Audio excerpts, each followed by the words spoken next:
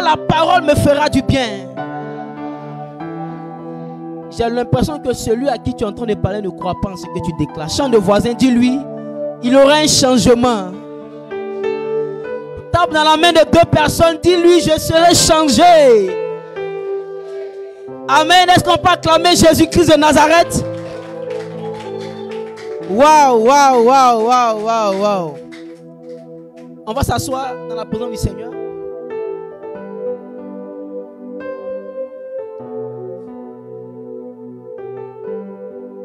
Le thème du séminaire de ce mois est tiré de Psaume 23 à partir du verset 6. Psaume 23, verset 6. Oui, le bonheur et la grâce m'accompagneront tous les jours de ma vie et j'habiterai dans la maison de l'Éternel jusqu'à la fin de mes jours. Et le thème qu'on a fait ressortir, est atteindre la grâce. Dis à ton voisin, atteindre la grâce. Atteindre la grâce. Dans le texte que je viens de lire est le texte d'appui qui va nous servir de prétexte pour développer l'enseignement. Et le dimanche dernier,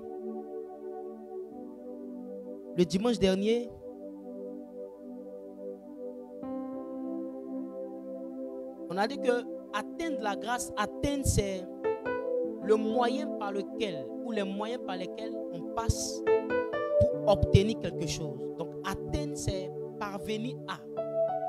C'est arriver à toucher quelque chose. Amen. Atteindre, c'est le mécanisme ou le processus utilisé pour atteindre un objectif. Amen. Donc, on a parlé ici, le dimanche dernier, j'avais dit que la réponse ou les principes pour atteindre la grâce sont déjà cités dans le Psaume 23. Donc, le Psaume 23 nous-mêmes nous donne la révélation de comment atteindre la grâce. Amen. De comment atteindre la grâce. Et j'ai dit simplement que le verset 6, qui est notre texte de base, qui dit oui, le bonheur et la grâce m'accompagneront tous les jours de ma vie. Ici, c'était comme une conclusion, la conclusion d'un parcours. C'était la conclusion d'un parcours.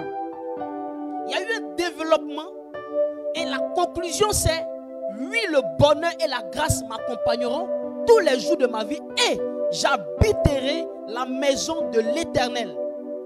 Donc, atteindre la grâce répond à ce que notre attitude change. Je m'explique. Parce que le verset 1, David commence en disant l'Éternel est mon berger, je ne manquerai de rien. Le fait que tu ne manques point de rien ne voudrait pas dire que tu atteins la grâce. C'est un processus. Mais avant que tu ne manques de rien, David dit l'Éternel est mon berger. Donc si David dit que Dieu est un berger, le berger ce n'est pas celui qui suit les bœufs. Le berger c'est celui qui suit qui? Ou qui garde qui?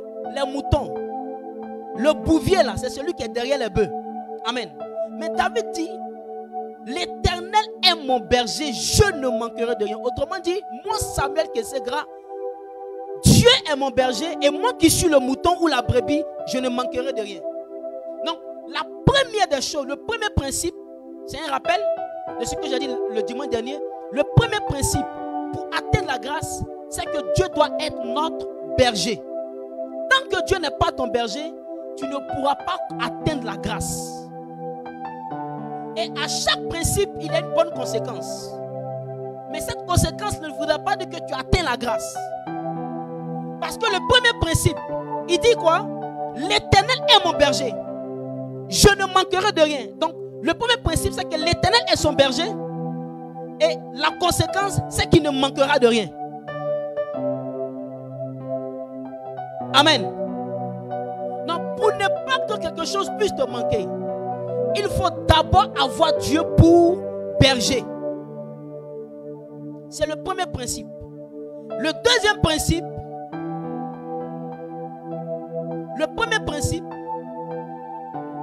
le deuxième du moins, c'est de connaître quel est le rôle ou quelle est la caractéristique de la brebis en question. Si David nous assimile à des brebis, si David nous assimile à des brebis, ça veut dire que dans les brebis là, il y a quelque chose d'intéressant. Amen. Il y a une attitude que la brebis a en face ou vis-à-vis du berger. Ce n'est pas un propos injurieux. Quand David dit que l'Éternel est notre berger, nous sommes les brebis, il ne nous insulte pas, mais il faut voir le bien fondé de la chose. Amen. Pourquoi Jésus dit, soyez prudents comme le serpent. Et pourtant, on sait que à la création, c'est le même serpent qui a détourné Adam et Ève. Après encore, dans le désert, c'est le même serpent Dieu a demandé d'élever afin que le serpent n'ait, afin que tous ceux qui sont malades, quand ils lèvent les yeux vers le serpent, il y a une guérison. Amen. Mais il dit encore dans le Nouveau Testament, soyez prudents comme un serpent. Donc il y a aussi le bien fondé de cette déclaration de Jésus. Le serpent, on sait qu'on l'a assimilé au diable, mais le serpent a des qualités. Le serpent a des qualités. Donc il dit d'être prudent comme lui. Ça c'est un autre thème. Maintenant quand David dit que l'Éternel est notre berger et nous sommes les brebis, ça va souvent dire que tu es bête comme un mouton. Mais nous ce n'est pas le côté péjoratif là. Mais il y a un côté qui est positif, qui nous arrange et qui nous amène à vivre notre foi chrétienne. C'est que le mouton là, quelque part, il a une ouïe développée. Il a une excellente ouïe développée. Donc la brebis là, elle arrive à pouvoir capter la voix de Dieu. Quelqu'un me suit? Quelqu'un peut avoir Dieu pour berger, accepter que Dieu soit son berger, mais n'acceptera pas à entendre la voix de son Dieu. Quelqu'un me suit?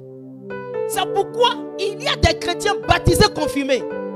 Dès qu'ils ont accepté Jésus-Christ, ils font partie du royaume. Mais dans la démarche ou dans la marche avec le Seigneur, il y a le comportement de brebis que tu dois avoir. Ou l'attitude d'une brebis, c'est-à-dire avoir lui développé à pouvoir capter la voix de Dieu.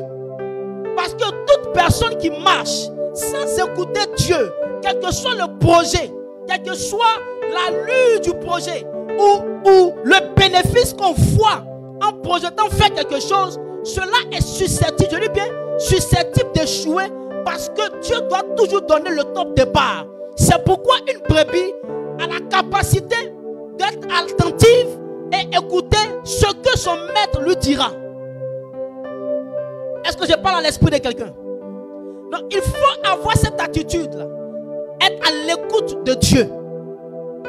Et j'ai dit, pour écouter Dieu, Dieu parle par plusieurs manières. C'est pourquoi la Bible déclare que Dieu parle d'une manière, tantôt d'une autre manière. Regardez quand Dieu veut parler à Samuel le prophète, dans son appel, Dieu va utiliser la voix à laquelle il est habitué pour l'appeler à 3 reprises. Et c'est la 3e reprise, son papa lui a dit, si tu entends encore cette même voix, dis Seigneur, parle ton serviteur, écoute. Donc, l'une des manières par laquelle Dieu a parlé à celui qu'on appelle Samuel le prophète, c'est par la voix de son père, la voix à laquelle il était habitué. Amen. Donc, il faut développer l'écoute, être attentif à la voix de Dieu. La deuxième chose, c'est que la brebis, par nature, elle aime suivre. C'est pourquoi on dit, tellement qu'elle est amoureuse du gars là, elle le suit André Mouton. Est-ce que ça c'est faux? On lui parle, on dit, il faut laisser le gars là. J'ai l'amour. Lui aussi, on lui parle. Frère, laisse la fille là. Daddy. Ah, daddy, c'est daddy. Tu l'aimes. Quitte là, t'es trop mouton. Écoute. Avec le mouton, on dit quoi? L'amour rend aveugle. L'amour rend aveugle. Donc, lui là, il suit là où son maître le conduit. C'est là-bas il va. Donc, l'un des principes, Dieu est d'abord ton berger. Et si Dieu est ton berger, automatiquement tu deviens un mouton ou tu deviens une brebis. Maintenant, si tu es une brebis, il faut te comporter maintenant comme une brebis. C'est-à-dire écouter la voix de ton maître. C'est pourquoi Jésus dit, je connais mes brebis et elles me connaissent. Et quand elles entendent ma voix, elles m'écoutent. Donc la deuxième des choses, développer le coup de Dieu. La troisième, c'est maintenant suivre. Un suiveur, il n'a pas d'autre choix que de suivre. Un suiveur, il est condamné à suivre. Parce que c'est son rôle de suivre.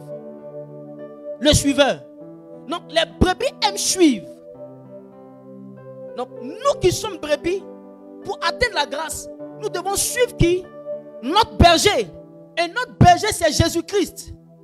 Et David dit, même quand je marche dans la vallée de l'homme de la mort, je ne crains aucun mal, car tu es avec moi. Donc quand tu suis la brebis et quand tu suis le berger, tu ne crains pas parce que le berger est avec toi. Écoutez, c'est comme tout à l'heure, je suis en train de prêcher, puis un sorcier rentre et puis dit, je suis sorcier. Est-ce que vous allez avoir peur? Parce que votre berger est là. Oh, quelqu'un n'a pas compris ce qu'il dit. Je suis parti dans un village avec des enfants spirituels. On est parti faire une action caritative là, en août. Et ils veulent finir avec nous. Moi, j'étais tellement serein. J'étais tellement serein que j'ai pris 2 petits seulement d'aller gérer l'intercession. Et moi, je suis couché dans la chambre. Quelqu'un ne me suit pas encore. Parce que, en fait, en réalité là, c'est que si le sorcier a eu cœur de franchir cette porte, et il s'est assis, il me regarde, et il me menace, je ne vais pas lui parler. La seule chose que je vais lui dire, et je te donne 3 minutes pour vivre. Parce que celui que je suis là, il m'a rempli de son onction. Il m'a... Donc, ils appellent ça comme endroit, légitime défense. Je ne suis pas lui chercher un palabre. Mais c'est lui qui est venu dans ma zone. Attention, esprit méchant. Quand tu commences à... Attention, esprit... Parce que tu ne peux pas suivre quelqu'un qui est puissant et toi être moins puissant. C'est impossible. Jésus dit, suis-moi. Et tu sauras que je suis Dieu. Et c'est pourquoi David va dire, même quand je marche dans la vallée de l'homme de la mort, moi je ne crains aucun mal. Car tu es avec moi. En réalité, ce n'est pas moi qui vais me manifester, mais c'est celui qui est en moi qui se manifestera. Des gens ont peur de dire qu'ils sont puissants. Ils disent que c'est prétentieux, c'est orgueilleux. Et pourtant c'est faux. Et pourtant c'est faux. C'est ce qui fait que beaucoup ont la grâce, beaucoup ont l'onction, mais ne veulent pas travailler. Sous prétexte que c'est Dieu qui m'a donné. Oui, Dieu t'a donné, mais il te demande de le multiplier. Sinon il dira, mauvais serviteur. Je voudrais que des gens enlèvent de leur tête que de dire que tu es puissant est faux. Tu es puissant, mais tu glorifies qui en disant que tu es puissant? Jésus-Christ de Nazareth. C'est pourquoi Élie, la Bible déclare qu'un être humain comme toi et moi, qui a le même sang, qui a pu défier, il dit à ma parole, il a pu ne viendra pas si ce n'est à ma parole. Parce qu'il connaît la capacité de son berger, la force de frappe de son berger. Je vais choquer quelqu'un. Quand la Bible déclare